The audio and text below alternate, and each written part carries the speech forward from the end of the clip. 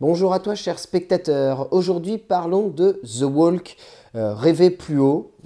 Allez savoir pourquoi ça a été sous-titré comme ça en français, de Robert Zemeckis, donc The Robert Zemeckis. L'histoire, pour faire simple, alors nous sommes en 1973 et nous allons suivre l'histoire de Philippe Petit, qui est un funambule, clown, acrobate de rue, qui a été formé par des gens du cirque, qui n'a qu'un seul rêve dans la vie, c'est tendre son fil et faire le funambule un peu partout, que ce soit entre deux arbres, entre deux lampadaires ou entre les deux sommets de la tour Notre-Dame de Paris.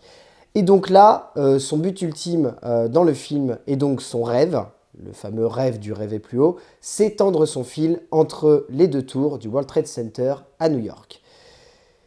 Et voilà, autant garder un petit peu de suspense pour ceux qui ne connaissent pas l'histoire donc de Philippe Petit, parce que c'est toujours intéressant de le découvrir. Donc c'est le retour de Robert Zemeckis. Alors Robert Zemeckis, c'est Back to the Future, c'est Forrest Gump, c'est Seul au monde, c'est Beowulf, c'est Le drôle de Noël de Scrooge, c'est Flight tout dernièrement, enfin voilà. C'est un réalisateur mythique, c'est un monument du cinéma américain qui a un paquet de films cultes à son actif. Enfin voilà, c'est pas compliqué vraiment de parler de Robert Zemeckis, beaucoup de gens connaissent Robert Zemeckis. Mais voilà, donc il est de retour, et encore une fois, avec un pari technique. Parce que pour ceux qui connaissent un petit peu Robert Zemeckis depuis quelques années, Robert Zemeckis, c'est le mec qui est en constante évolution, et qui essaye toujours de révolutionner son cinéma en fonction de l'époque dans laquelle il se trouve. Et là, encore une fois, on est typiquement là-dedans, quoi. The Walk, c'est encore un film qui va aller plus loin en utilisant la 3D, donc cette fois. Parce que, bon, on va dire que dernièrement, les quelques fois où Robert Zemeckis a fait des innovations techniques, c'était avec la motion capture, avec le Pôle Express, le drôle de Noël de Scrooge, et surtout Beowulf, qui étaient trois œuvres radicalement différentes les unes des autres, mais qui avaient tous les trois cette idée d'explorer, on va dire, les possibilités de la 3D et également de l'image, on va dire, voilà, de la motion capture. Et donc là, il revient à du cinéma beaucoup plus classique depuis deux films. Avec Flight, il était vraiment sur du drame humain. Il revenait à ses premiers amours. Et là, il mixe un peu les deux. Il est en même temps dans le drame humain, puisqu'il aborde donc une histoire vraie. Et en même temps, il est dans le film qui expérimente parce qu'on est sur une 3D qui est ultra recherchée, qui est ultra impressionnante, qui cherche encore à aller plus loin, qui cherche à prouver quelque chose de vraiment graphiquement dingue. Et c'est exactement ça à la fin de The Walk qu'on retient. C'est que le film est juste dingue. Vraiment, est juste dingue. C'est une putain d'expérience cinématographique. On en ressort, on est bouleversé, on est complètement happé par ce récit qui part vraiment dans tous les sens, mais qui est toujours, on va dire, dirigé de manière logique par cette idée que voilà, il faut que ça soit une expérience hallucinante et impressionnante. Elle est déjà hallucinante et impressionnante dans son écriture, donc signée par Christopher Brown et Robert Zemeckis lui-même. Robert Zemeckis qui de plus en plus essaye de toucher au scénario. Il a eu tendance pendant une longue période de sa vie à éviter de trop toucher à ceci. Là, il essaye de plus en plus de revenir à ça. Son scénario qu'il a écrit avec Christopher Brown est vraiment bien, quoi. Il est vraiment d'une justesse confondante de simplicité, parce qu'on pourra reprocher au film d'avoir des côtés très clichés, très faciles, très vus et revus, même limite, de forcer un petit peu trop sur la corde sans vouloir faire de mauvais jeux de mots. Mais ça fonctionne, quoi. C'est juste fou, mais ça fonctionne du début à la fin. C'est vraiment parfait comme film. Enfin, c'est inventif au niveau de la narration. Dès le début du film, de toute façon, on est tout de suite pris au vif, parce que la narration, on comprend tout de suite que ça va être le personnage de Philippe Petit qui va nous parler face caméra. Et donc, il nous parle face caméra, et on se sent tout de suite touché par ce qu'il nous dit, on se sent tout de suite emmené par, voilà, par tout ce qu'il a à nous raconter. C'est juste parfait, quoi. On est vraiment totalement emballé par ça, on adore écouter ce qu'il dit, on adore le raconter, avoir beaucoup de décalage sur sa vie. Enfin, c'est juste parfait, quoi. C'est vraiment une narration un peu à la Forrest Gump, c'est-à-dire qu'on est vraiment sur ça. Et puis en plus, Robert Zemeckis arrive à jalonner plein de petits clins d'œil à tous ses précédents longs métrages, que ce soit Seul au monde, à Forrest Gump. Il y a plein de petits clins d'œil à tous ses films. Enfin, c'est vraiment très élégant. On sent qu'à la fois, il adapte une histoire et donc il respecte Philippe Petit, et en même temps, il essaye de s'approprier son histoire. Et donc, c'est très intelligent. Et au-delà de ça, l'idée principale du film, c'est donc suivez vos rêves et accomplissez-les. Et il n'y a que comme ça que vous pourrez vous accomplir en tant qu'être humain.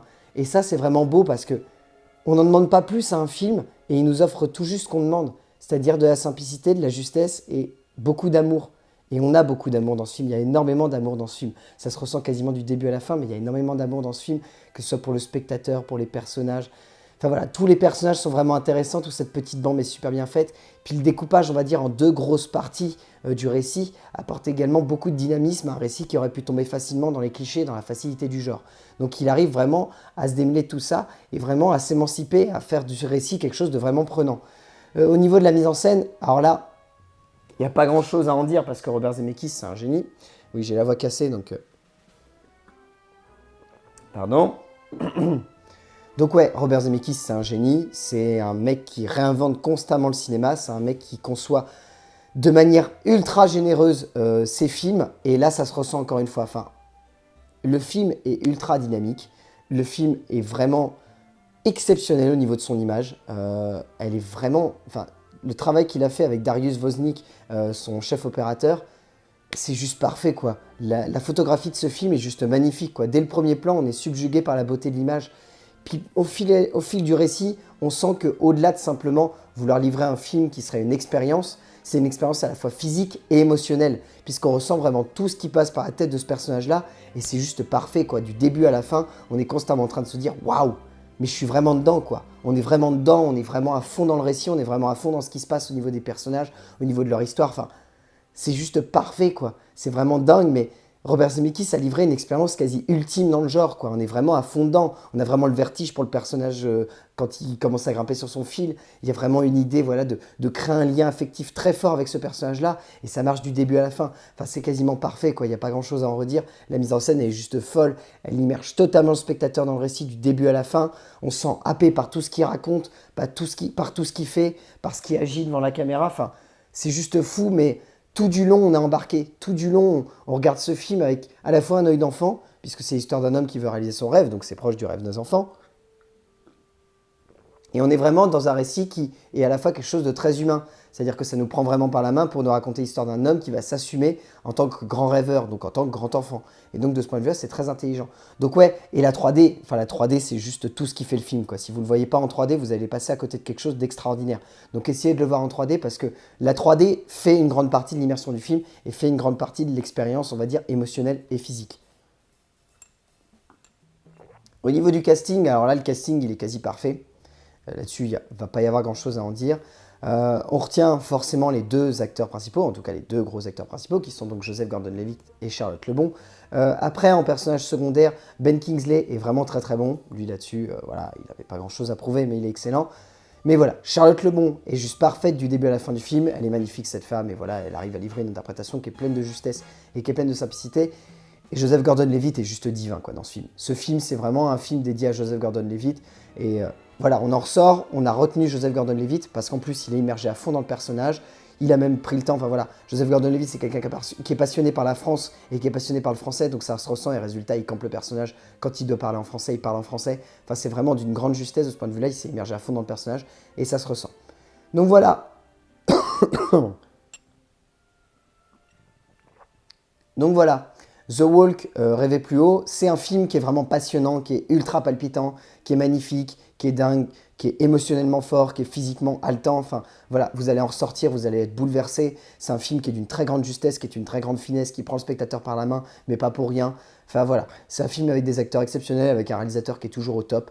Donc voilà, The Walk, Rêver plus haut de Robert Zemeckis, allez le voir en salle. C'est un film exceptionnel et c'est une expérience cinématographique à couper le souffle. A plus!